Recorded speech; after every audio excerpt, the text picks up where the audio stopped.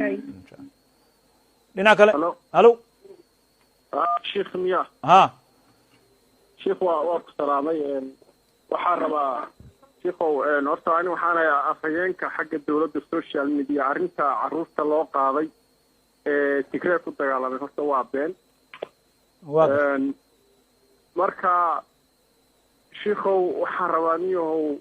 xoogaa nin iska abdulaan iska ahay gabadh kaloo iska abdulaana waa deriskayga xoogaa goor dambe unbay jaajar iyo xunbay albaabka soo gargaraacaysa marka qofta ma iskaadgaabay igu haysaa ma ku fahmin akhi su-aasha qaybta dambe ma fahmin xaqiiqatan